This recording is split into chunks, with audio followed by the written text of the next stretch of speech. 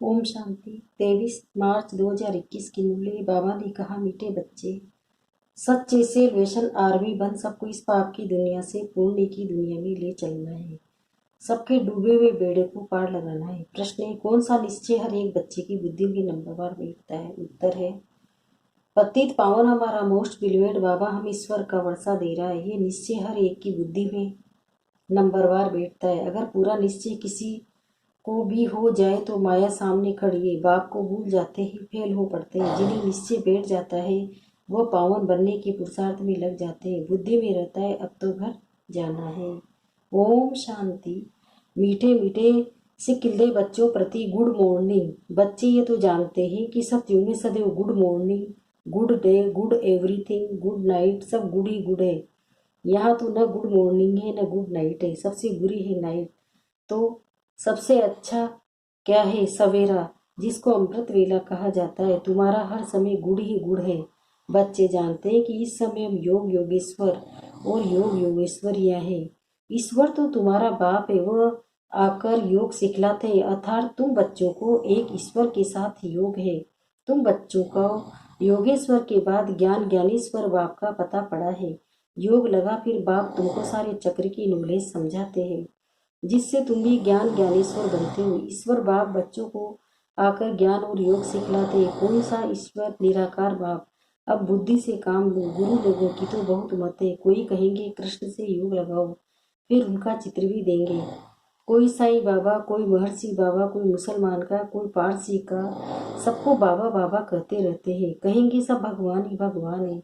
अब तुम जानते हो मनुष्य भगवान हो नहीं सकता। इन लक्ष्मी नारायण को ही भगवान भगवती नहीं कह सकते। भगवान तो एक निराकार है। वो तुम सब आत्माओं का बाप है। उनको कहा जाता है शिव बाबा।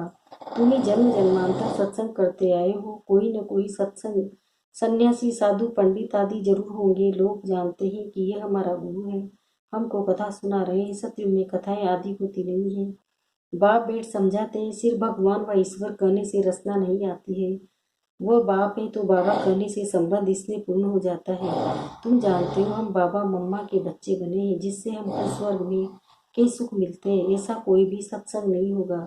जो समझते हो कि हम इस सत्संग से मनुष्य से देवता व नरकवासी से स्वर्गवासी बनते हैं। अभी तुम्हारा सत बाप के साथ संग है और सबका असत्य के साथ संग कहा जाता है।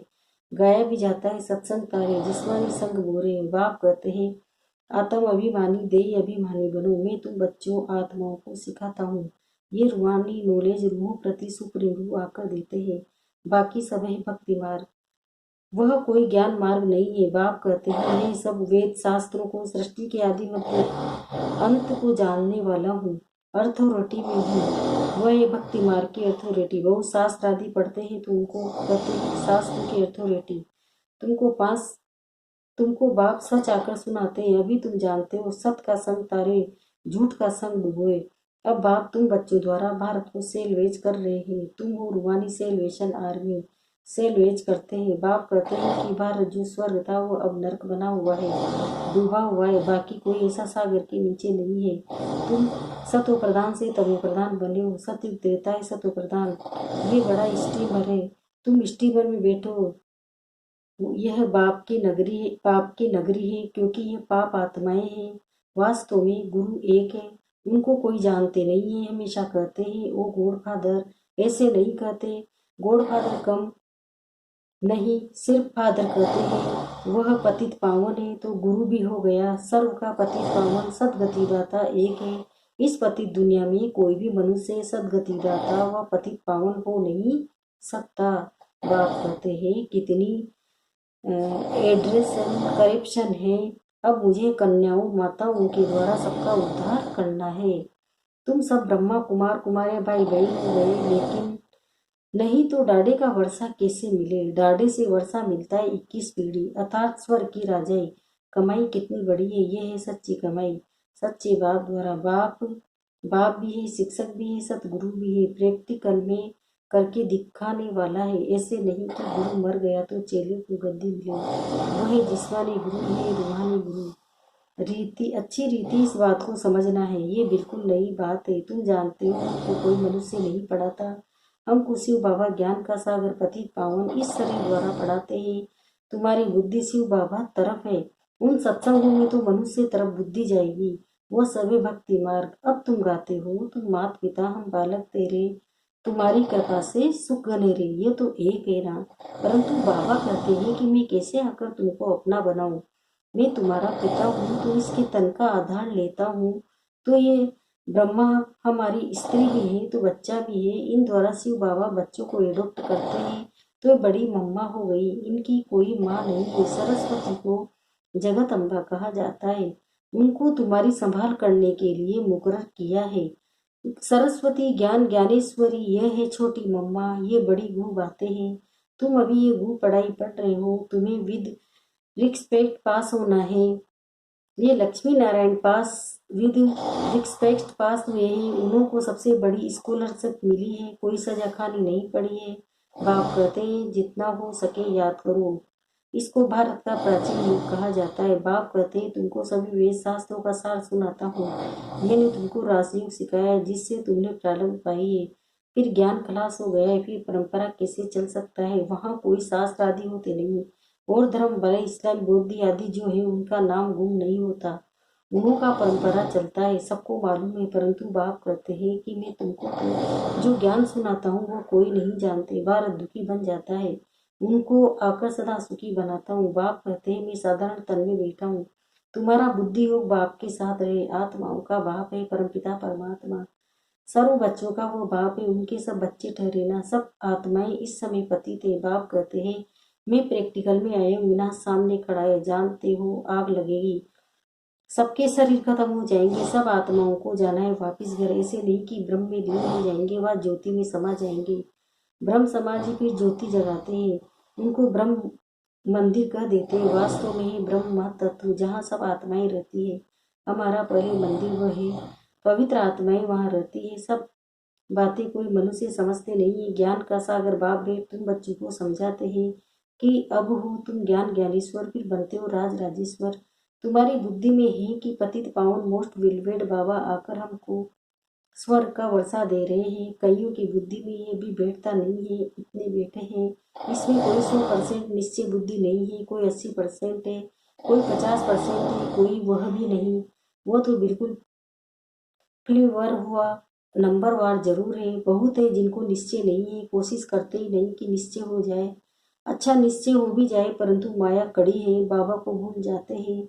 ये ब्रह्मा खुद कहते हैं कि मैं पूरा भगत था, 63 जन्म भक्ति किए तत्व तुमने भी 63 जन्म भक्ति किए, 21 जन्म सुख पाया, फिर भगत बने हो।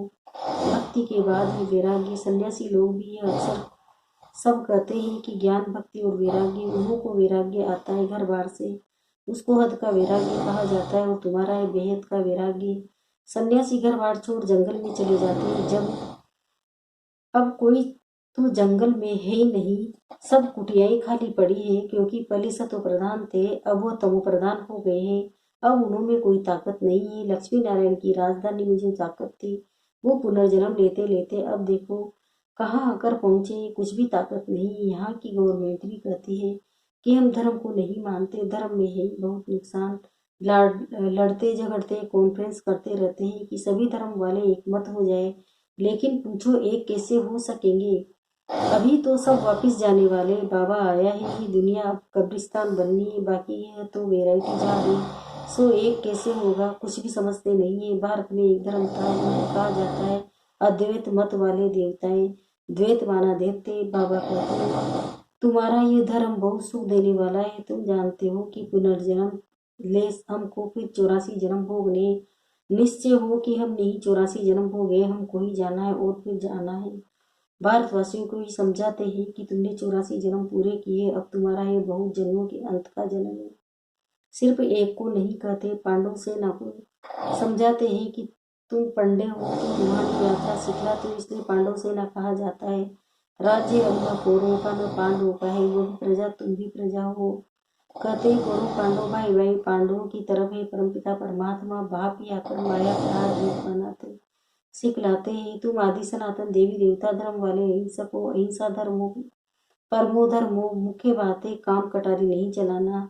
भारतवासी समझते हैं कि गौ का कोष न करना यही अहिंसा है, परंतु बाबा कहते हैं काम कटारी नहीं चलाओ, इनको ही बड़ी से बड़ी हिंसा कहा जाता है। सतयुग में न काम कटारी न लड़ाई झगड़ा चलता है, यहाँ तो दोनों है। काम कटारी ही आदि अध्यय मंत्र दुख देती है। तुम सीढ़ी उतरते हो, 84 जन्म तुम भारतवासियों के लिए है। इन लक्ष्मी नारायण का राज्य था कि पुनर्जन्म लेते हो। एक जन्म एक एक पौड़ी है, यहाँ से तुम एकदम जाओ मारते हो ऊपर। 84 पौड़ियाँ उतरने में तुमको 5000 वर्ष लगते हैं और यहाँ से फिर तुम सेकंड में चढ़ जाते हो। सेकंड में जीवन मुक्ति कौन देता है बाप? अब सब एकदम पट में पड़ जाते हैं। अब बाप कहते हैं सिर्फ मुझे याद करो, ये बुद्धि में ये याद रखना है। अब नाटक पूरा हुआ, हमको वापस घर जाना है। हमको अपने बाप को और घर को याद करना है। पहले बाबा को याद करो, वह तो तुमको घर का रास्ता बताते हैं। बाप की याद से विकर्म विनाश होंगे। ब्रह्म को याद करने से एक भी पाप कटेंगे नहीं। पतित पावन परमात्मा ही है, वह कैसे पावन बनाते हैं ये दुनिया में कोई समझ नहीं सकते। बाप को आकर स्वर्ग की स्थापना जरूर करनी है। बाप आया है तो तुम बच्चे जयंती मनाते हो, कब आया यह नहीं कह सकते कि इस घड़ी स्थिति तारीख आया। शिव बाबा कब आया कैसे कह सकते हैं? साक्षात्कार बहुत होते हैं। पहले हम सर्वव्यापी समझते थे या कह देते थे आत्मा सो परमात्मा। अब यथार्थ मालूम हुआ है। बाबा दिन प्रतिदिन गुण बातें सुनाते रहते हैं। तुम साधारण बच्चे कितनी बड़ी नॉलेज पढ़ रहे हो। अच्छा मीठे मीठे सिकिंदे बच्चों प्रति माता पिता बाप दादा का याद प्यार और गुड मॉर्निंग। रूहानी बाप की रूहानी बच्चों को नमस्ते। हम रूहानी बच्चों की भी रूहानी माता पिता बाप दादा को याद प्यार गुड मॉर्निंग। नमस्ते नमस्ते नमस्ते। शुक्रिया बाबा, शुक्रिया आपका पद्मा पदम, शुक्रिया। धारणा के लिए मुख्य सारे पहला है पास विद ओनर होने के लिए सजाओं से छूटने का पुरुषार्थ करना है। याद में रहने से स्कॉलरशिप लेने के अधिकारी बन सकेंगे। दूसरा है सच्चा सच्चा पांडव बन सबको रूहानी यात्रा करानी है। किसी भी प्रकार की हिंसा नहीं करनी है। वरदान है मास्टर सर्वशक्तिवान की स्मृति द्वारा माया जीत सो जगत जीत विजयी भव। अब इसका विस्तार बता रहे हैं बाबा। जो बच्चे बहुत सोचते हैं कि पता नहीं माया आ गई तो माया भी घबराया हुआ देख और वार कर देती लेती है, इसलिए सोचने की बजाय सदा मास्टर सर्वशक्तिमान की स्थिति में रहो तो विजयी बन जाएंगे। विजयी रत्न बनाने के निमित्त ही ये माया के छोटे छोटे रूप है, इसलिए स्वयं को माया जीत जगत जीत समय माया पर विजय प्राप्त करो। कमजोर मत बनो, चैलेंज करने वाले बनो। स्लोगन हर आत्मा से शुभ आशीर्वाद प्राप्त करनी है तो बेहद की शुभ भावना और शुभकामना में स्थित रहो। ओम शांति।